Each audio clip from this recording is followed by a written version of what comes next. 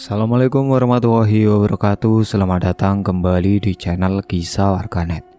Di kesempatan kali ini saya akan membawakan sebuah kisah yang berjudul Demi Sebuah Dendam untuk Mantan Suami. Seperti apa ceritanya?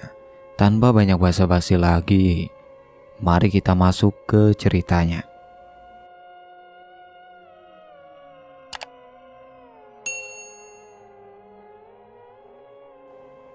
Nama perempuan itu adalah Sasmita. Umurnya lewat 30. Ia tinggal di sebuah kampung padat yang hanya mengenal dua status untuk perempuan: sudah menikah atau belum laku. Sasmita seorang guru SMP. Gajinya cukup. Hidupnya sederhana, tidak neko-neko. Tapi justru itu yang jadi bahan omongan. Setiap pagi saat berangkat kerja, ia harus menunduk melewati mulut tetangga yang tidak bisa diam. Apalagi burehnya, tetangga depan rumah yang paling sering mengorek luka. Perempuan baik-baik itu gak mungkin belum nikah di umur segitu, kata burehnya suatu hari di depan warung. Suaranya sengaja dikeraskan supaya Sasmita dengar. Sasmita tidak membalas. Ia terbiasa menelan rasa sakit sendirian. Ibunya sudah meninggal sejak ia kuliah. Ayahnya pun tidak diketahui keberadaannya. Sejak kecil Sasmita tumbuh dengan banyak menyimpan sendiri semua hal. Tapi semua berubah ketika Bima datang. Bima seorang dokter muda dari kota, baru pindah dinas ke puskesmas kecamatan. Wajahnya bersih, tutur katanya sopan, dan ia cepat akrab dengan warga. Entah bagaimana mereka mulai dekat. Awalnya orang-orang tidak percaya, mana mungkin Bima, seorang dokter, memilih Sasmita yang dianggap terlalu biasa. Tapi Bima melamar Sasmita secara resmi. Prosesi sederhana dilakukan di rumah Sasmita, tanpa banyak pesta. Tiba-tiba semua diam, termasuk burehnya. Tapi diam bukan berarti berhenti bicara. Di belakang suara-suara lain justru makin nyaring. Pasti pakai sesuatu. Dokter kok mau sama guru biasa? Gak mungkin cinta beneran. Sasmita pura-pura tidak dengar.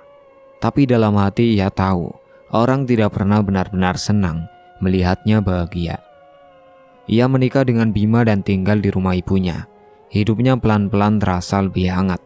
Tapi sorot mata tetangga tetap sama, penuh curiga, seolah menunggu ia gagal. Sasmita hanya ingin hidup tenang, tapi ternyata dunia tidak membiarkan itu terjadi. Bulan pertama pernikahan berjalan biasa, tidak mewah tapi cukup. Sasmita masih mengajar seperti biasa. Bima pulang setiap malam, walau kadang sudah terlalu lelah untuk bicara. Memasuki bulan ketiga, Bima mulai jarang pulang. Ia bilang banyak tugas di puskesmas. Terkadang baru pulang saat hari sudah hampir subuh. Kadang seminggu hanya sekali. Sasmita bertanya, tapi Bima selalu jawab pendek. Capek, pasien banyak, lagi sibuk. Saat pulang pun Bima langsung tidur. Tidak ada percakapan, tidak ada pelukan. Bahkan untuk makan malam pun sering dilewatkan. Suatu malam Sasmita memberanikan diri membuka topik.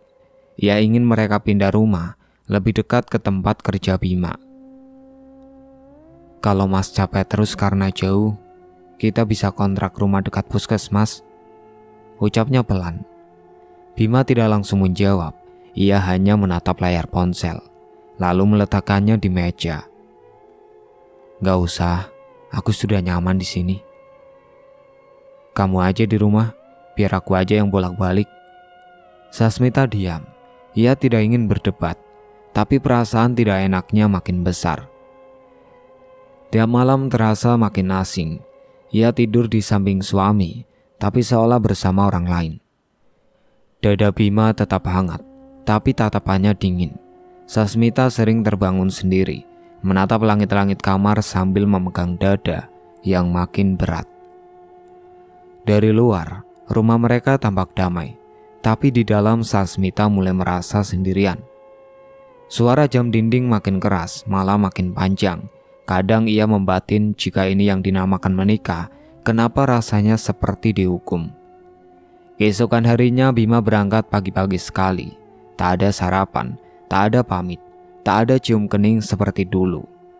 Yang tertinggal hanya bau parfum asing di bantal dan isi hati Sasmita yang makin sulit dijelaskan. Singkat cerita, hari itu Sasmita merasa gelisah.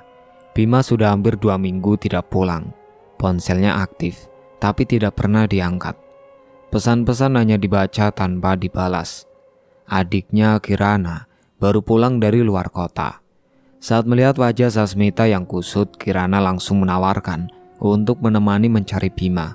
Mereka naik motor menuju kota sebelah, tempat Bima biasa bertugas. Di tengah perjalanan mereka berhenti di depan sebuah minimarket. Kirana menunjuk sebuah mobil hitam yang diparkir di sana. "Itu mobil Mas Bima kan?" bisik Kirana. Sasmita diam. Ia tahu benar plat nomornya. Beberapa detik kemudian pintu mobil terbuka. Bima keluar, diikuti oleh seorang perempuan. Perempuan itu tidak asing, wajahnya cantik, lebih muda, dan langkahnya genit. Elvina, tetangga lama mereka, dulu sering datang ke rumah saat masih kecil. Sekarang berubah jadi wanita dewasa yang menempel di lengan suaminya. Tanpa ragu Bima mencium dahi Elvina sebelum masuk ke minimarket. Sasmita gemetar, tubuhnya dingin tapi wajahnya panas. Kirana menarik tangannya tapi terlambat. Sasmita sudah berjalan maju. Bima baru sadar ketika Sasmita berdiri tepat di hadapannya. Tangannya langsung melepaskan pelukan, tapi Elvina tetap berdiri di dekatnya tanpa merasa bersalah. "Mas, jadi ini alasan kamu jarang pulang?" Bima tidak menjawab. Ia hanya mendesah, lalu berkata pelan, "Sudah, aku talak kamu sekarang." "Aku serius, kita selesai." Kirana langsung berteriak, tapi Sasmita hanya diam. Di depan banyak orang di tempat umum, di hadapan adiknya sendiri, Sasmita diceraikan dengan kata-kata dingin. Ia tidak menangis, bibirnya bergerak, tapi tidak ada suara keluar. Kakinya goyah, Kirana memeluk tubuhnya yang mulai limbung. Sasmita pingsan. Orang-orang mulai berkerumunan, tapi Bima malah menarik tangan Elvina dan memilih pergi. Tidak satu pun kalimat penjelasan keluar dari mulutnya. Sejak hari itu nama Sasmita bukan lagi istri dari Bima, tapi bukan itu yang paling menyakitkan. Yang lebih sakit adalah kenyataan bahwa semuanya terjadi di depan mata, tanpa alasan, tanpa rasa malu, dan tanpa penyesalan. Setelah kejadian itu, Sasmita mengurung diri selama 3 hari. Ia tidak bicara, tidak makan, tidak keluar kamar. Kirana masuk ke kamar, tapi Kirana tidak tahu harus berkata apa. Hari keempat, Sasmita bangkit. Wajahnya masih pucat, matanya cekung, tapi langkahnya lebih tenang. Tanpa bicara panjang, ia mencari nomor Ardani, sahabat lamanya saat kuliah dulu. Mereka lama tidak bertemu, tapi Ardani tahu semua cerita tentang Sasmita dan Bima sejak awal. Sasmita hanya kirim satu pesan, "Aku butuh bantuan." Ardani menjawab cepat, "Besok sore ikut aku, kita ke kota sebelah." Esoknya hujan turun sejak siang, jalanan becek dan langit gelap sejak pukul 4. Sasmita dibonceng motor memakai jaket tebal, diam sepanjang jalan. Tujuan mereka adalah sebuah rumah besar di ujung kota, letaknya di perumahan, tapi terasa asing. Gerbang tinggi, dinding tembok dicat abu tua, tidak ada nama, tak ada bel. Ardani mengetuk pintu besi 3 kali. Seorang lelaki tua membukakan pintu. Rambutnya putih semua, matanya tajam, tapi wajahnya datar. Ia mengenakan pakaian serba hitam. Namanya Mbah Woyo. Orang bilang dia bukan sekedar dukun. Ia dikenal sebagai orang tua yang bisa mengembalikan sesuatu yang dirampas tanpa adil, tapi syaratnya tidak pernah ringan. Mereka dipersilakan masuk. Aroma dupa langsung tercium. Rumahnya luas, bersih, dan tenang. Tidak seperti rumah dukun dalam bayangan orang. Mbah Woyo mempersilakan mereka duduk di ruang tengah. Ia duduk di kursi rotan kecil, lalu bertanya dengan suara lirih. "Apa kau datang karena dendam?" Sasmita mengangguk. "Apa kau ingin dia menderita seperti kau sekarang?" Sasmita tidak langsung menjawab, tapi air matanya menetes sendiri. Mbah Woyo menatap tajam. "Sekali kamu masuk ke jalan ini, kamu tidak bisa balik lagi. Kamu yakin?" Sasmita mengangguk pelan, lalu mengucapkan satu kalimat pendek. "Saya ingin dia tahu rasanya dihancurkan." Mbah Woyo diam sejenak, lalu bangkit sendiri. "Besok malam, di sungai belakang makam tua, kamu akan mulai dari sana." Sebelum malam itu tiba, Mbah Woyo meminta Sasmita datang lagi siang hari, bukan untuk ritual, tapi untuk menjawab pertanyaan. Rumahnya tidak berubah, tetap sunyi, tetap besar, tapi semakin lama di dalam, Sasmita merasa ada yang tidak biasa. Langit-langit rumah lebih tinggi dari rumah normal, ventilasinya sempit, aroma dupa dan bunga mengendap di udara, tidak menusuk, tapi cukup untuk membuat kepala berat.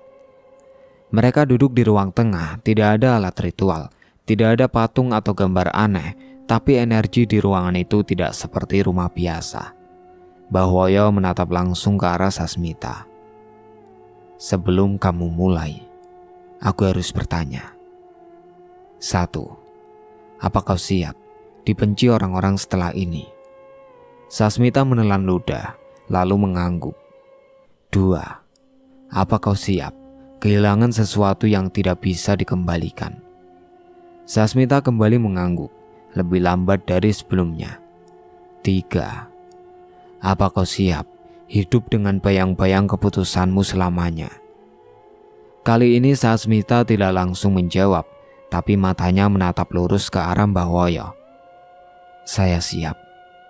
Mbah Woyo menoleh ke arah meja kecil di sampingnya. Ia mengambil sebuah botol kecil berisi cairan keruh, lalu meletakkannya di depan Sasmita. "Minyak ini tidak dipakai sekarang, tapi kamu akan tahu kapan waktunya. Jangan salah pakai, jangan pakai dengan setengah hati." Sasmita mengangguk. "Besok malam, jangan terlambat. Sungai belakang makam tua, berdiri di bawah pohon asam, tanpa suara, tanpa lampu, tanpa bicara. Kalau kamu ragu sedikit saja, pulang sekarang. Tapi kalau kamu masih siap, lanjutkan." Sasmita tidak bergerak dari tempat duduknya. Itu cukup sebagai jawaban. Malam itu langit mendung. Hujan turun sejak sore. Udara dingin. Jalanan sepi. Sasmita berjalan kaki melewati pemakaman tua, hanya membawa satu kain dan botol kecil dari Mbah Woyo. Ia sampai di tepi sungai tepat di belakang makam. Tidak ada cahaya, tidak ada orang lain, hanya suara kodok, angin, dan deras air. Pohon asam berdiri di tepi sungai, akar-akarnya menyentuh air. Di sanalah Sasmita berdiri. Ia buka bajunya perlahan, tubuhnya menggigil. Tanpa suara ia masuk ke air. Dingin langsung menggigit kulit, tapi ia tidak boleh menjerit, tidak boleh menangis, tidak boleh bicara. Itu pesan dari Mbah Woyo. Ia duduk diam, setengah badan terendam, wajahnya tegang, matanya terpejam. Beberapa kali ia merasa seperti ada yang menyentuh kakinya, tapi tidak bisa dilihat. Kepalanya tetap ditundukkan. Ia baca mantra dalam hati, terus, tanpa putus. Waktu terasa sangat lama, air semakin dingin. Telinganya berdenging, bau amis bercampur dengan bau tanah basah, tapi ia bertahan. Hingga suara di kepalanya berhenti, hingga rasa takut perlahan hilang. Saat matahari mulai muncul, ia keluar dari air. Tubuhnya lemas, bibirnya pucat, tapi pikirannya dingin. Ia mengenakan kembali bajunya yang basah, lalu berjalan pulang. Tidak ada siapa-siapa yang tahu, tidak ada yang melihat. Sesampainya di depan rumah, bendera kuning sudah berkibar.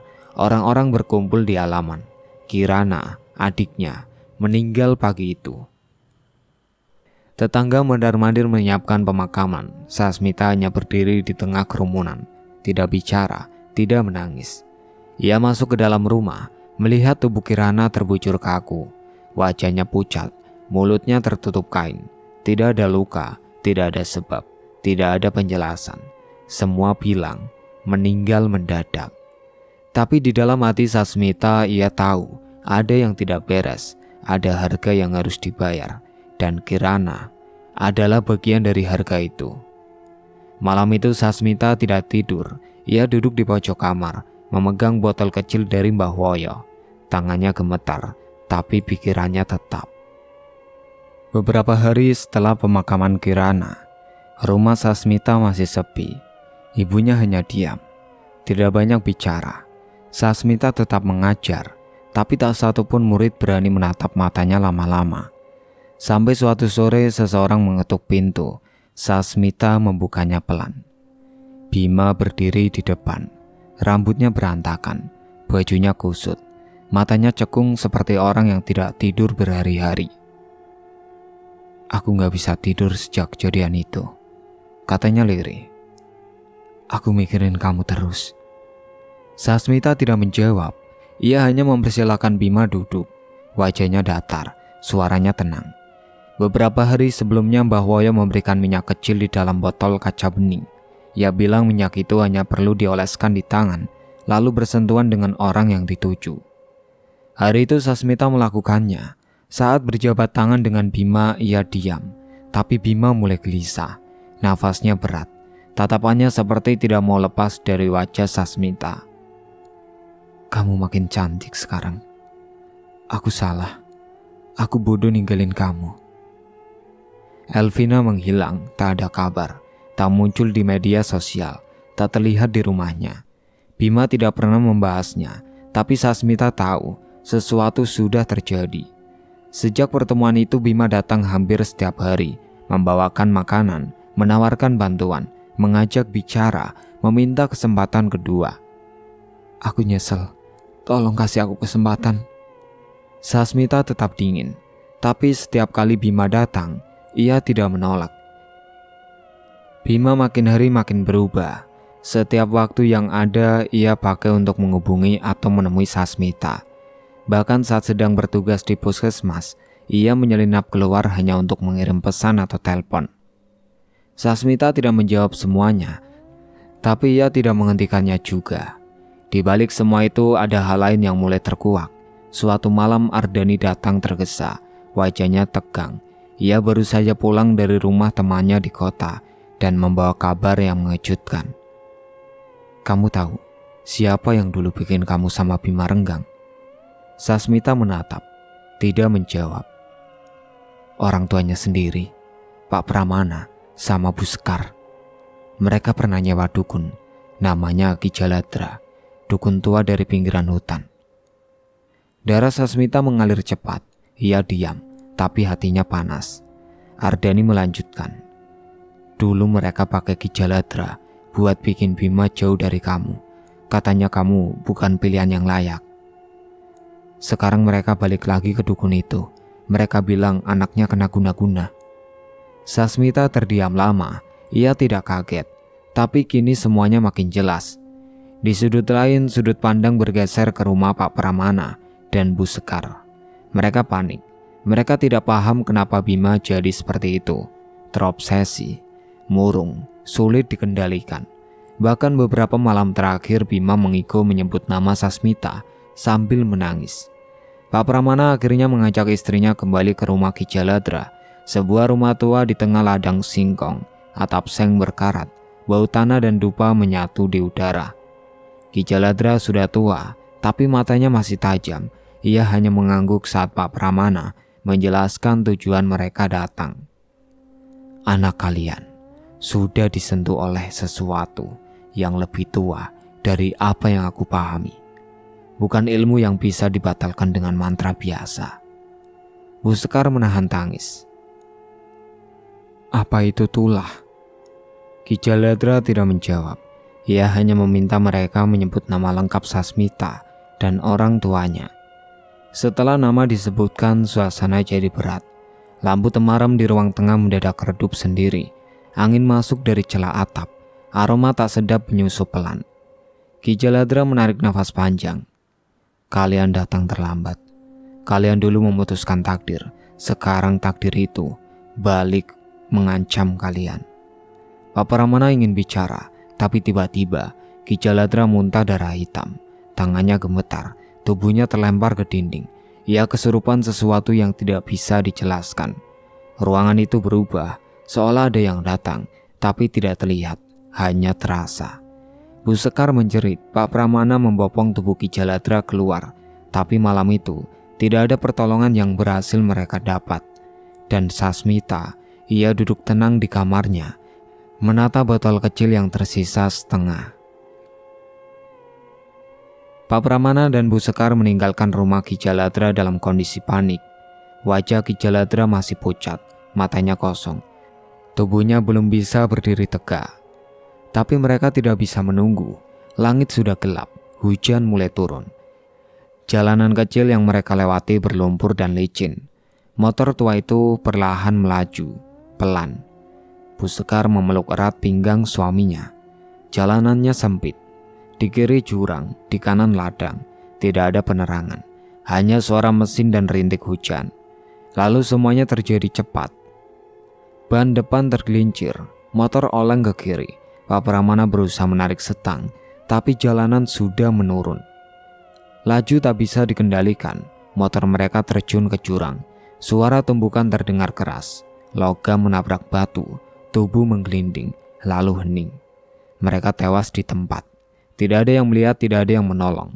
Keesokan harinya warga baru menemukan bangkai motor dan 2 jasad di dasar jurang. Sementara itu Ki Jaladra masih tidak sadarkan diri. Di rumahnya ia tergeletak di lantai ruang tengah.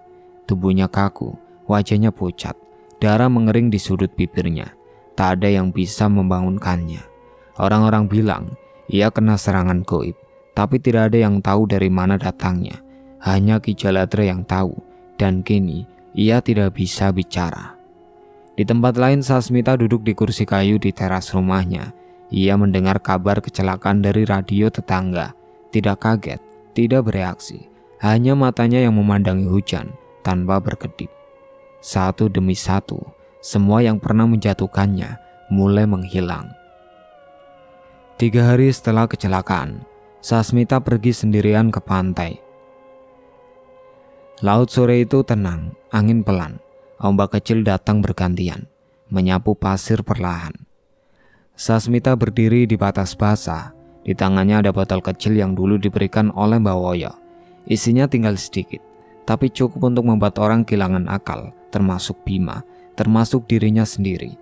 Ia membuka tutup botol, menatap isinya beberapa detik, lalu melemparkannya sejauh mungkin ke laut. Botol itu tenggelam cepat dan hilang. Ia tidak menoleh, tidak menangis, tapi nafasnya berat. Dendamnya sudah tuntas. Semua orang yang menyakitinya telah menerima balasan, tapi harga yang ia bayar terlalu mahal. Nyawa Kirana, adik satu-satunya orang yang tak pernah meninggalkannya. Sejak hari itu, Sasmita tak pernah lagi bicara soal cinta.